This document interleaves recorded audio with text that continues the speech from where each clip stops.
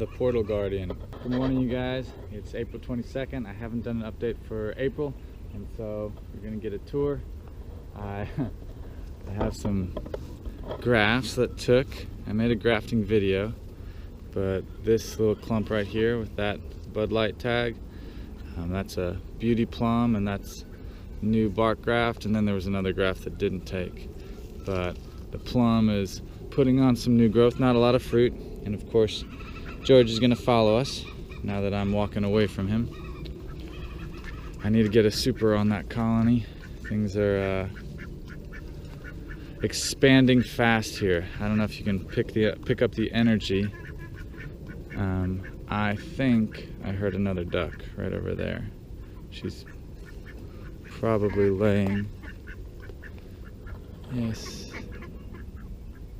I think I might have to check that for a nest for eggs. So energy wise, I can't keep up right now with the growth. It is fast and furious, and so this, where George is, this is kind of scary, but also cool. I didn't move those bones. That's from a deer I found as roadkill, and I harvested it for some meat and some leather. But coyotes are coming out of the garden, so that's what that indicates. Is I have the front really well blocked off for street dogs. So this is a big animal coming in from the back corner, you know, where the big field is, and digging under the fence. So pretty good fruit set on the persimmon, just finishing. The brown is just the rest of the flower, so that comes off. But you can see you're gonna have lots of Fuyu persimmons, and there's Abby and Sophie down on the, or that's Sophie, that's Abby, but they probably, ooh, look at this. Peg, you like this? Chickens are laying out and something's eating eggs. So it's just, you know, unable to keep up with everything, bees and life. But it doesn't mean there's not a lot of good stuff here. So you see the apples, not a very good fruit set this year. We had some weird freezes and everything. But there's like a dozen apples on the tree, and that's something. I'll try and hold the camera more steady. It's threatening rain, but it's not probably gonna rain today. It's gonna rain tomorrow night. So a really big loss was the Pakistan mulberry freezing out. We had a freeze at the beginning of March, and so all of these mulberries, I don't know if we can even see any, are from like a second later fruiting. So there's just a few, and the birds are basically getting all of them except for maybe a handful. But nothing like last year. The other big difference though is the shade. I mean, the mulberry is reaching over and hitting the top of the citrus, touching the peach. Like, it's becoming food forest rather than like forest garden, you know, emergent forest. It's like we're under canopy right now. It's nice. So over here we've been eating peaches for a little bit. Actually, shoot, we're gonna see lots of blueberries today. This one I moved, I don't know if you remember, this is Snow Chaser, and it was right here, and it was like getting swamped by peach and satsuma, and so I tried to move it there because the pecan hadn't leafed out. But it's gonna move again. It's just getting too much shade, but has still been making blueberries.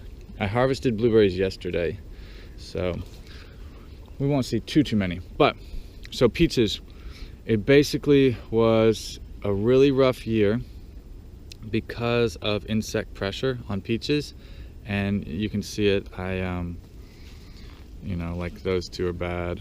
This one's not ripe, but is good. But a lot of them just getting opened up a little bit at the bottom. Actually, that's ripe and not damaged. So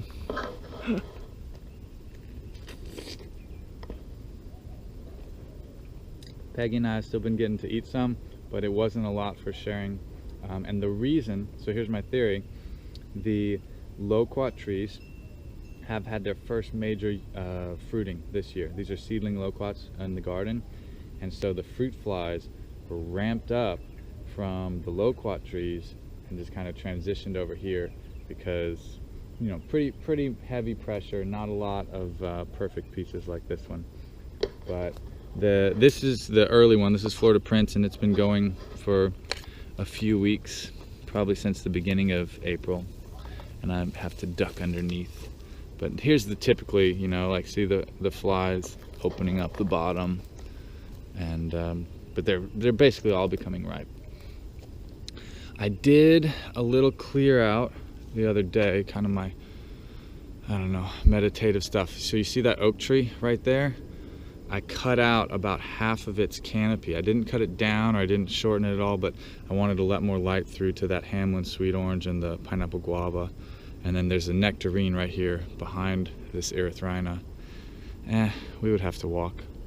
But doing some subtle management stuff, like right here, this Kishu seedless and the pomegranate, I cut some pomegranate back to encourage this citrus to be more balanced. But you know, those kind of things. I had to stand up this pomegranate. It blew over in the last storm. This is one Danny and I transplanted, I think a couple years ago. Don't remember the cultivar, but it's putting on a bloom. It just got really top heavy. I mean, it loves this spot. This is hot and sandy. So it's beautiful lighting, even, you know, like it's overcast, but it's a really nice time in the garden. The chickens are still locked up, so that's why we aren't seeing them. Do you see the pears? So you can probably see it from here. Those are the first fruitings for Florida Home pear. And what else? This is the first year fruiting for Hachia. So there's fruit set right here on this guy. This is probably year 3 or 4 in the ground, so it's about time. The jujube coming out late. The fig is expanding. I see that tall growth, so it's going to kind of be between that fig and that nectarine. But anyway, just changing rapidly. There's not a heavy fruit set, so this is Acres Home pear, and it's just because there's a little fire blight pressure, so not a ton of pears, but a few. And Windsor. So if you remember this blueberry, this is one I had back in the shade over by the covered area, and I moved it all the way over here to get better sun, and it's still better. It's not, you know, full blueberry sun, but it's something, and it's been producing some of the biggest blueberries up there with emerald. So I harvested yesterday, but this does not do it justice. Anyway, Windsor is a good one. The roses are all putting on another bloom. That's like a perfect rose. What else? What else? Oh, lots of avocado fruit set. But you see, I kind of have to duck under things. I haven't mown here. So, you know, last year it was literally one fruit that it carried. This year, I don't know if I can find them all. Here, come look in here. All right. 1, 2, 3, 4, 5. I don't know. Here we go. 6, 7. I mean, we'll see how many carry all the way to completion. Here's one right there. But basically, a lot better fruit set. I noticed that it sets fruit a little better down low because we had that late freeze. But there's dozens of avocados on Lila, Opal. What else? Lots of blueberries. I left some blood oranges on the tree, so it's still going, but here's Jewel in the pot, rocking out. Here's some crazy overgrowth, some bees that need a visit. They're definitely busy this time of year. Pineapple pear has set some fruit, so we'll get to, this will be a first good year for pear tasting come August. I gotta finish this peach.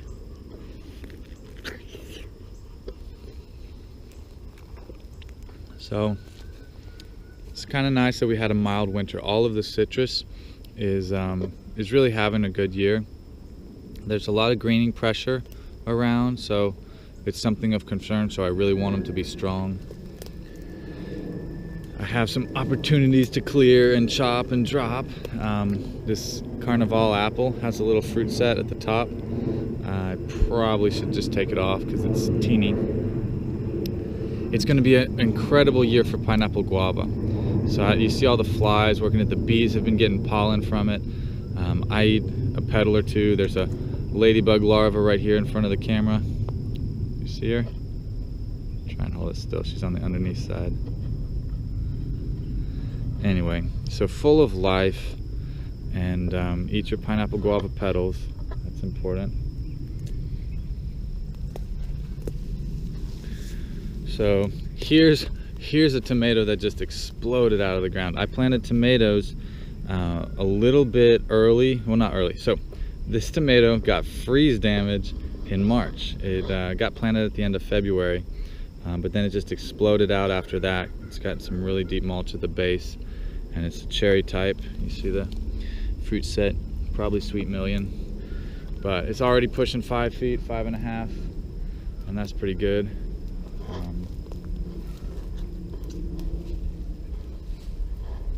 Mulberry is going to be a really good year. It's basically milder winter. You can kind of see a cool microclimate that happened. Look at this. It's really indicative, actually.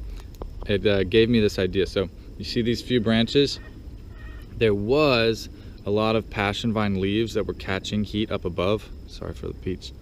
And so that might have given it some microclimate, but I also think there's a dang heater right there, a colony of bees. And so potentially growing some tropicals right up near one side of a colony is in my future. Like when this colony gets more shaded out, I'm just going to move it maybe right on the other side and see if it doesn't protect the falsa. But this kind of bloom should get me some good berries to taste. I'm pretty excited about that. Almost missed Dudley Cross there, Rose. Too bad you can't smell through a video, because there are a lot of smells out here. All right, so we got Satsuma here, you know, on trifoliate, reaching down, reaching up. This is the kind of light level I like seeing citrus in. I think it's gonna do well, not have to deal with the greening. Emerald in the pot, making some good berries. It's a little bit later than some of the others. Let's see. But yeah, good year for the citrus because of the mild winter. More pineapple guava blooming itself out. I really hope it doesn't exhaust itself. But bees are working it right now. I see one right in front. So, and more blueberry back there. There's blueberry right here. So unfortunately, it's been a dry spring. Last spring was a wet spring, so we had major blueberry crop. This year, it's a little bit drier. We got a 2-incher just last week, but it was not like a full reset. This will be an interesting year. There's a lot of fruit set on the nectarine. So I don't know if you can see into the middle.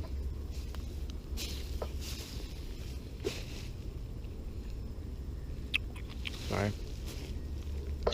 So this tree I have very little experience with. I've found in general that because they're later than the peaches, they all got eaten by bugs, but it's only been its 2nd year to really put on any fruiting of substance. So we shall see. There's going to be a lot of sweet oranges. Let's see from Mars. The dewberries was the same thing. We had a really dry month of March. So this is from like a secondary kind of flowering, fruiting. These also have the logs. I don't know if you guys got to see the big changes back here. Let's see. So you remember the path I made getting right? Father tree. But over here, I pulled down this wall that was protecting this avocado and opened this space up. I'm really trying to push a lot of growth in this avocado this year. I think I'll get it. We should go back this way. I'm being kind of thorough, so hopefully you enjoy the chill stroll. So wait, a flower like this on the Parkinsonia? No, that's coming down from the catalpa right there. But this Ujikitsu has a lot of beautiful shade, and look at these fruit sets already expanding quickly. So this is going to be the first real year, and look, it's kind of like a double fruiting because some are teeny tiny. This is the first real year for the Ujikitsu. I mean, this is the kind of the lesson, right? This tree has been in the ground for almost 5 years, and last year I let it make a few fruit, but not much. So I said the rose is looking nice. This is not a very fragrant one. It's a rescue one. More pineapple guava, more blueberry. All right, but here you go. Check out Belinda's Dream. I've probably told you that, but it's a very sweet one. So here's the Loquat tree that just went gangbusters, and it's really late in the Loquat season, so it's normal to see a lot of them getting hit by fruit flies and rotting out, but tons of fruit, good fruit too.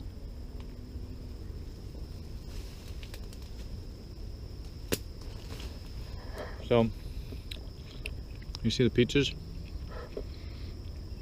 This peach tree, Florida King, it always makes very few, which is a good thing because they always end up huge. Well, huge without being thinned. So that's kind of cool, getting 3 or 4 versus hundreds. So on this persimmon tree, I had this idea. I wanted to have a multi-graft persimmon. I collected all this sign wood. I worked really hard, and I was going to graft it because I potentially have, like a contingency plan. I could graft one of these trunks, and then the other could be like if the grafts fail. But I climbed up here, and I was about to work on it and hack on it, and it just, I don't know, sometimes the plants communicate too strong energetically. But basically, this is a native persimmon of Virginiana, and it's its first year to set fruit. So I was like, oh, I need to observe, see what it does and all that. I felt like I saw male and female flowers, but obviously these are female. There's fruit set right there. So let's see, is this female? Well, anyway, I'm gonna get to observe this and not worry about having a Franken tree that's productive in 10 different giant persimmons. So I think that's about it. We came this way, so let's jump over to the pond. All right, 2 inches of rain and we're full again. The ducks are using it. The frogs have tons of tadpoles. I don't know how good this camera is, but directly in front of you guys on the green cattail is a massive green tree frog. And there's a lot of green tree frogs, so they're pretty noisy. I want to get all the water hyacinth off. Since the ducks are using it more, it's kind of kept it a little more contained, which is cool. The ducks like the water lilies and some of the other vegetation. They just keep it a little more open, which is nice. And look at all the cattail fluff. Could have messed around with some fire building. This is interesting. That's like a den. Craziness. I mean, I didn't touch this spot. Whatever it is pretty large, and it's digging out behind the big logs underneath that plum tree. Oh my gosh, this garden is getting taken over. It is, yeah. The wildness, it's crazy. It's kind of like, if you don't keep up with it, I might have to leave this garden for a little while. All right, don't know if I documented this, so I will. The bamboo, maybe I did. Anyway, it's coming back strong. These were bamboo clumps out of a dumpster of giant bamboo, and they're different. So this one, these two are variegated. They have a cool stripe on the stem, and you can see the culm right there, how big it is. And then this one's not variegated. All right, pardon the junk. Let's go say hi to the chickens. There's some new bees back there. Lots of fruit set on the blackberry. Uh-oh, I think I left this open.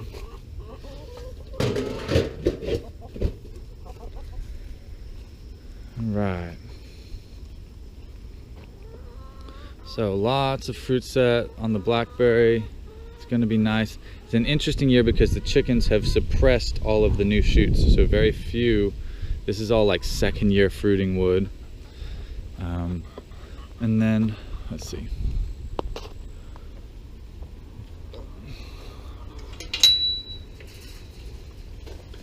Hey ladies.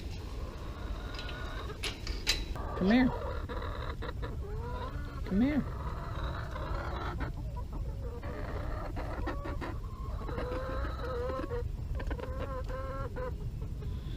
Well, apparently Miss Daisy will say hi. Anyway, chickens are doing well. They are staying alive. You see they have a lot of shade for the summer. And no eggs yet today. Back, back. Not. Sorry, not yet. So big thing, like you can feel them really wanting it, right? And they want out, but the garden, the pressure they bring is just too much sometimes. So that's tough. So this bed, I really wanted to turn it over. It's going to be an okra bed for the summer, and I just had too much going on because I wanted to turn it over with the big rain. There's another big rain coming Wednesday night. We will see if I can get it, but it'll basically be a real quick turnover. I just need to lightly rake off some of the dry organic matter, bust some compost in from the chicken run, and replant before the rain, keep the chickens out. But the chickens really enjoyed coming through. They ate all the remnants of the cabbage and all the snail population that exploded. So that was a good pulse. It was cool to let the chickens in. Look at this climax blueberry, how much it loved the sun. This was super shady. It does have a few nice clusters, but for the most part, it was so spindly that it's just doing vegetative growth.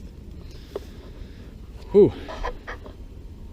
All right, so this pile, sometimes there's too much abundance. I've already worked hard and gotten rid of probably 6 to 8 feet, and there's that much more. This was one load. So some trucks are bigger than others, and this one, I did not see any logs from the back, of course, and it turned out to be just full of them. But they're finding homes. Over here in this garden, the lettuce is just protecting the soil, moisture and everything, but you can see I planted a row of eggplant for the summer.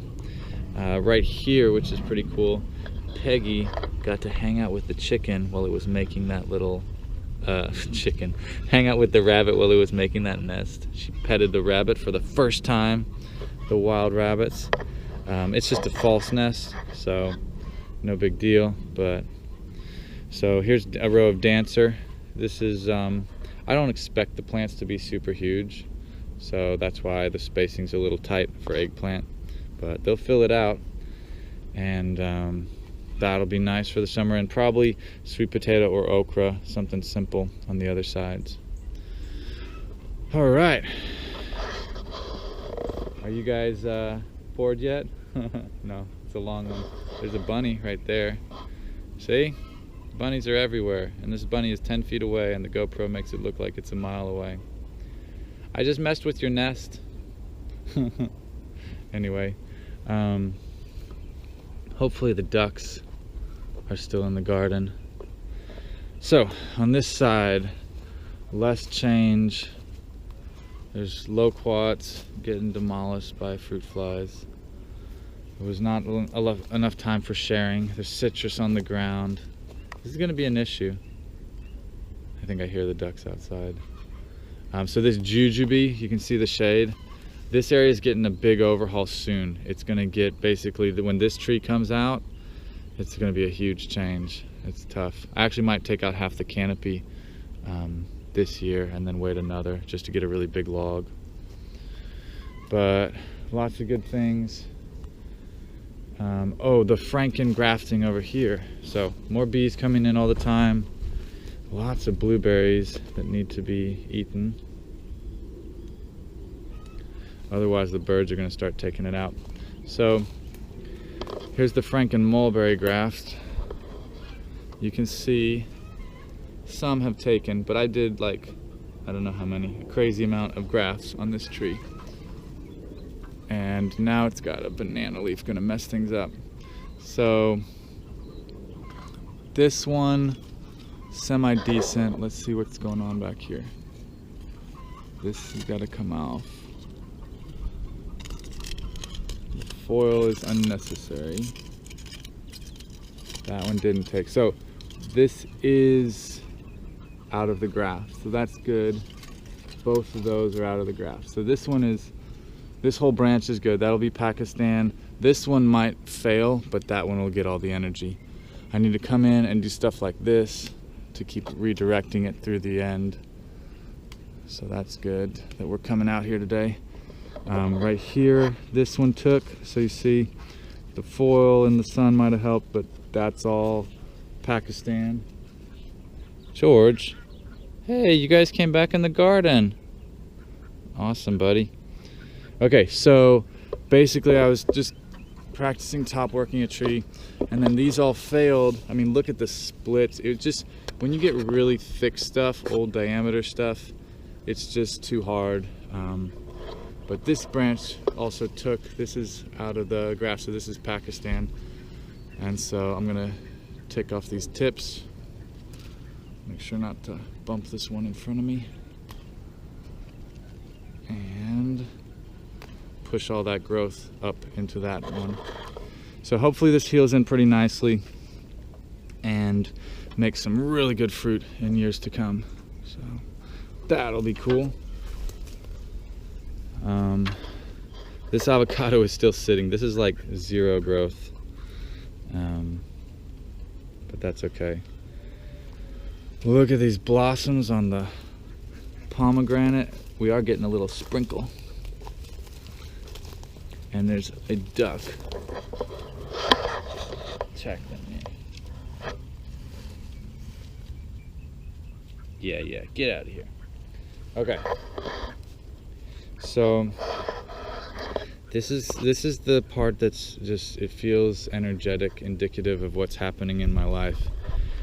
This resurgence of poison ivy, resurgence of, like, you know, the wildness that I can't handle, the fact that the coyotes are dragging bones and building nests. It's like I'm losing connection with the garden, but it's okay. So over here we got mid-pride making some peaches and a lot of bug pressure. I was thinking I might find desert gold is actually a little earlier, so these peaches might be ready first. Here we go. Out here, almost. Anyway, it's not as early as Florida Prince. Oh, did you see the bunny? That's sorry, bunny. Bunny number 2 on the video. Okay. I have not mowed in a long time. You can see the light issues. I need to take out this pecan tree. The fig is, you know, that's gonna be okay, but I want the pixie mandarin to for sure get some good light. Anyway, fragrant cloud, making some nice, perfect roses. The cat-leg guava made it through winter, so they should grow a lot this year. I actually see some buds, so I might get some strawberry guava. That'll be cool. Do you guys hear the frogs? They're liking the rain. Back here we're, sorry bunny. I think there were 2 bunnies. Anyway, it's a bunny garden. It's a food forest. Not a lot of big changes back here. Just, you can tell, overgrown, ready for a mow. A little bit of management. So mulberries, here we go. I told you the other Pakistan didn't make fruit, but this one did. Still not a huge year for mulberry. And I have lots of bags of leaves to open. Oh, there's a bunny. Yeah, they were fighting. So, I don't know if you can see. I know I get locked in on this, but okay. Here's me. Here's the bunny. And someday soon, we'll be able to touch these bunnies and interact with them even more. But here, look at the new flush of growth on the star fruit. This is exciting for me. It's a good year. I mean, just the mild winter. Sorry, bunny, we're gonna walk past. You can go, you can go. Go ahead. I see you. I think it's a boy bunny. I don't know what you think. What do you think? He said, okay. Well, I don't think there's very much else to show. So I'm gonna end it here. And I hope you guys enjoyed the update. I'll catch y'all next time. Peace.